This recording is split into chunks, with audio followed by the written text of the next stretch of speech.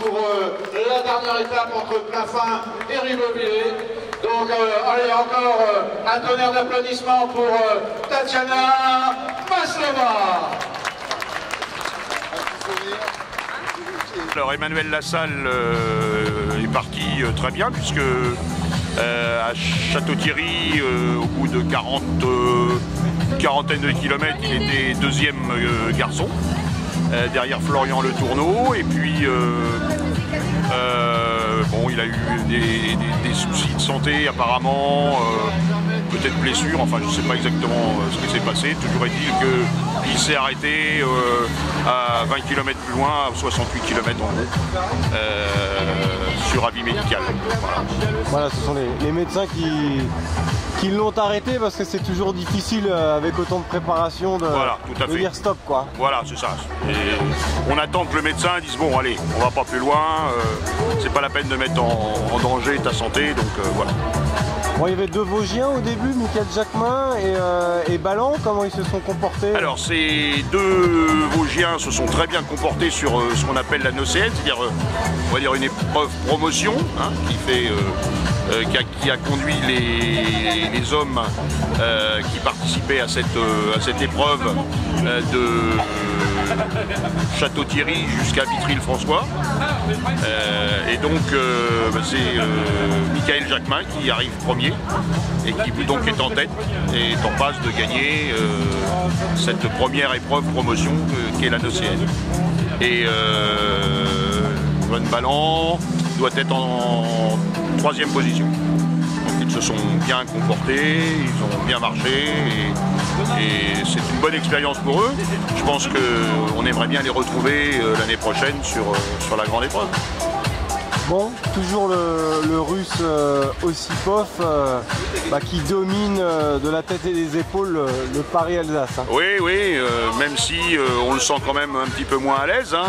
Aujourd'hui, on voit bien, il y a pratiquement 4 heures de retard sur l'horaire initialement prévu pour le premier homme. Effectivement, il peine davantage, mais malgré tout, les jeunes loups ne réussissent pas à aller le détrôner. Il a une force physique, une force de caractère qui fait que même si à un moment il s'est trouvé un peu en difficulté puisqu'il s'est un petit peu perdu sur le parcours au niveau de la sortie de Bar-le-Duc. Donc il se trouvait aligné en Barrois en deuxième position. Et bien, il a mis un petit peu l'accélérateur et finalement il se retrouve premier avec une bonne heure d'avance ici à Épinal.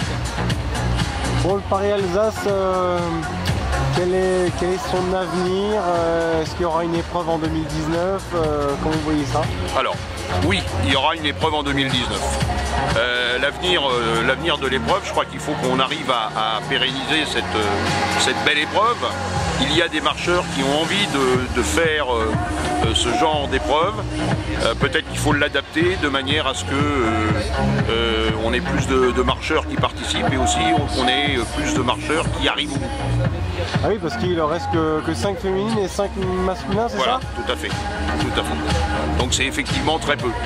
Maintenant, il faut quand même qu'on relativise un petit peu les choses, puisque il y a bien des années où sur Paris-Colmar, on avait aussi 3 ou 4 arrivants. Sur Paris-Strasbourg, on a aussi des années où on avait un arrivant au bout de l'épreuve. Hein. C'est pas quelque chose qui est exceptionnel. Ce qui perdure depuis un petit moment, c'est qu'on a moins de partants, et en particulier chez les Français. Bon, pour durer dans le grand fond comme ça, qu'est-ce qu'il faut? Il faut garder assez de sels minéraux, c'est ça, pour tenir voilà, dans les forces. C'est pas évident hein, de gérer. Non, c'est pas du tout évident. Non, c'est pas du tout évident de gérer un effort. Et quand on voit bien quand il y a un temps un peu chaud, un peu lourd, comme ça a été le cas sur les 2 jours qui ont précédé. Eh bien, il y a davantage de casse que lorsqu'on a un temps humide. Même s'il pleut, c'est pas très grave. Même s'il fait froid, c'est pas très grave.